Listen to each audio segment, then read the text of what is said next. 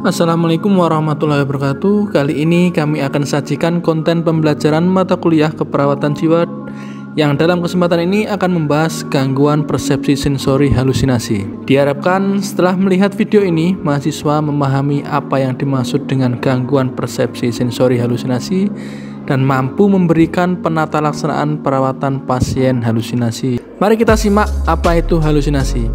Halusinasi adalah gangguan persepsi sensori, ketidakmampuan individu dalam mengidentifikasi dan menginterpretasikan stimulus sesuai dengan informasi yang diterima melalui panca indera. Perlu teman-teman mahasiswa ketahui, ada beberapa jenis halusinasi yang sering ditemukan pasien gangguan kejiwaan. Gangguan persepsi sensori halusinasi biasanya terjadi pada 5 panca indera kita. Yang pertama, indera penglihatan, indera penciuman, indera pendengar, indera peraba, dan indera pengecap. Oke, kita akan bahas satu persatu jenis halusinasi. Yang pertama, halusinasi pendengaran atau auditorik. Di sini klien mendengar suara atau bunyi yang tidak ada hubungannya dengan stimulus yang nyata atau dari lingkungannya. Dengan kata lain, orang yang berada di sekitar klien tidak mendengar suara atau bunyi yang didengar klien. Yang kedua, halusinasi penglihatan atau halusinasi visual. Di sini klien memiliki gambar yang jelas atau samar tanpa adanya stimulus yang nyata dari lingkungan. Dengan kata lain, orang yang berada di sekitar klien tidak melihat gambaran seperti apa yang dikatakan klien.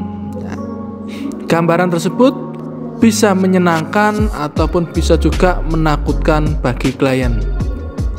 Halusinasi berikutnya adalah halusinasi penciuman. Klien mencium suatu bau yang muncul dari sumber tertentu tanpa stimulus yang nyata. Jadi orang yang berada di sekitar klien tidak mencium sesuatu seperti apa yang dirasakan klien. Bisa bau busuk, amis, harum, dan juga menjijikkan. Kemudian ada halusinasi pengecapan atau gustatory. Di sini klien merasa sesuatu yang tidak nyata dalam pengecapannya. Jadi merasakan sesuatu yang busuk, amis, menjijikkan dalam pengecapannya. Jenis halusinasi yang terakhir adalah halusinasi perabaan atau taktil. Klien merasakan sesuatu pada kulitnya tanpa stimulus yang nyata.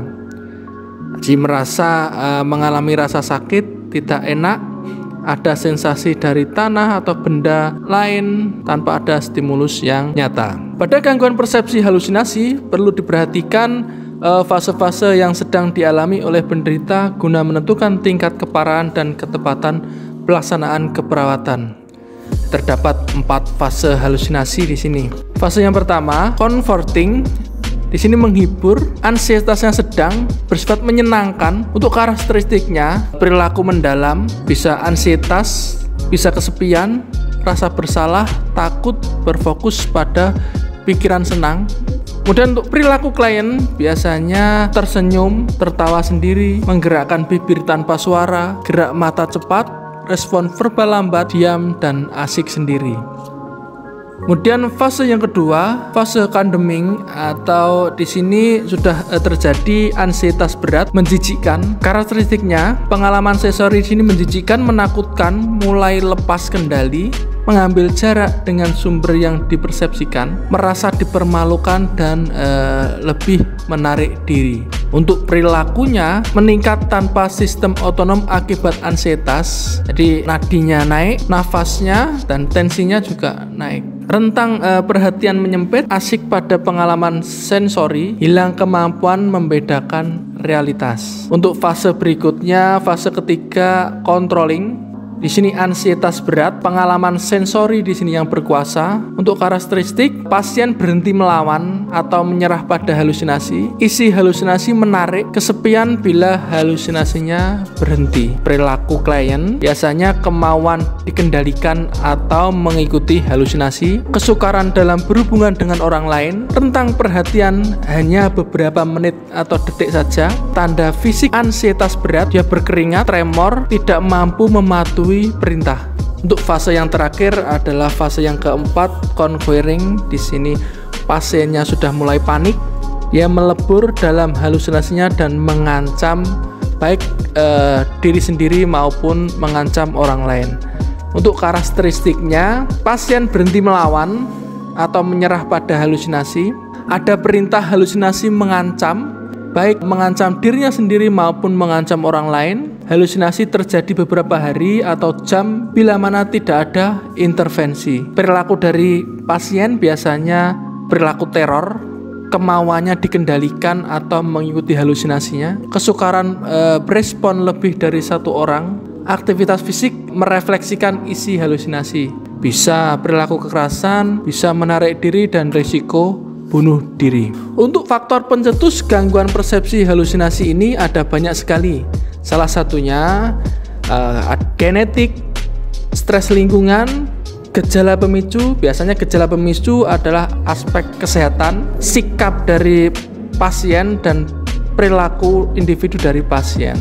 Dalam pengkajian pasien gangguan persepsi halusinasi, perlu diperhatikan adalah yang pertama isi halusinasi. Jadi pasien halusinasi ditanya atau dikaji halusinasinya berupa apa? Suara, bayangan, bau-bauan atau yang lain. Kemudian yang perlu dikaji lagi frekuensinya muncul berapa kali setiap harinya. Kemudian yang ketiga waktu, perlu dikaji waktu halusinasi itu muncul, apakah siang hari, malam atau sore hari.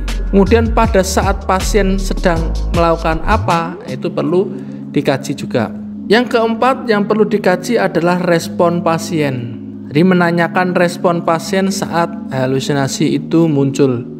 Apakah pasien itu jijik, apakah marah, atau senang. Karena dari respon pasien ini bisa menentukan pasien tersebut berada pada fase halusinasi yang mana. Tujuan umum dalam pelaksanaan asuhan keperawatan halusinasi adalah klien di sini mampu mengontrol perilaku sehingga halusinasi berkurang atau tidak terjadi.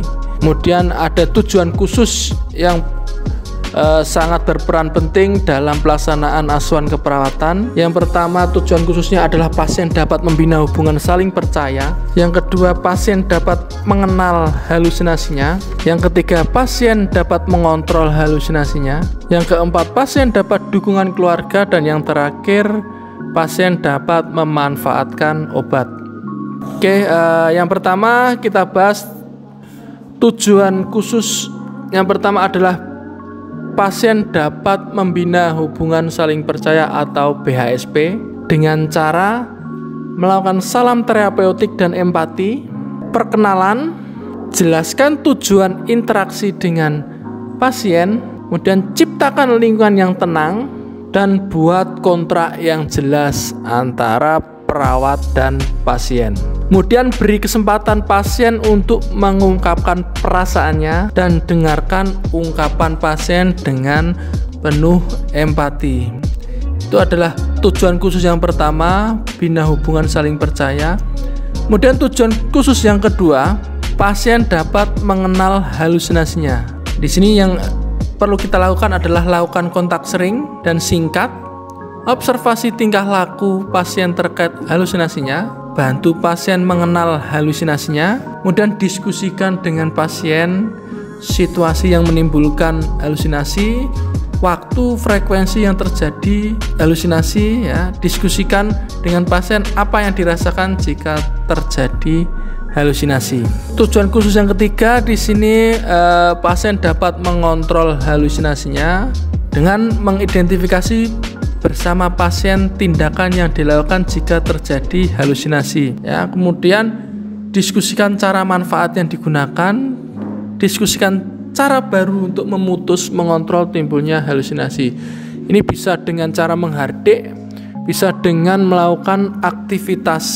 Kemudian beri kesempatan untuk melakukannya. Jadi diberi kesempatan pasien tersebut untuk melakukan, mempraktekkan cara untuk mengontrol halusinasinya tersebut. Anjurkan pasien mengikuti terapi aktivitas kelompok, tentunya ini terapi aktivitas kelompok untuk halusinasi.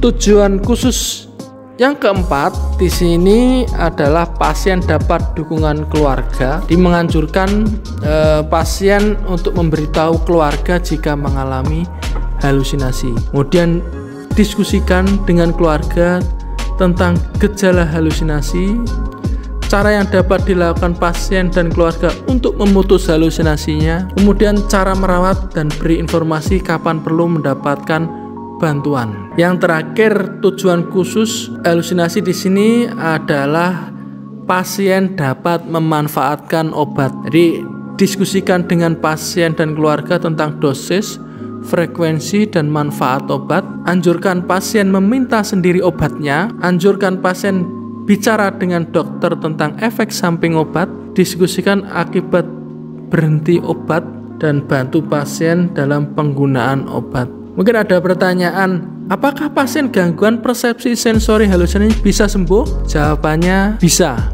asalkan mendapatkan pelayanan keperawatan sesuai prosedur yang benar, mendapatkan dukungan keluarga, dan mendapatkan dukungan dari masyarakat. Kalau bukan kita, siapa lagi?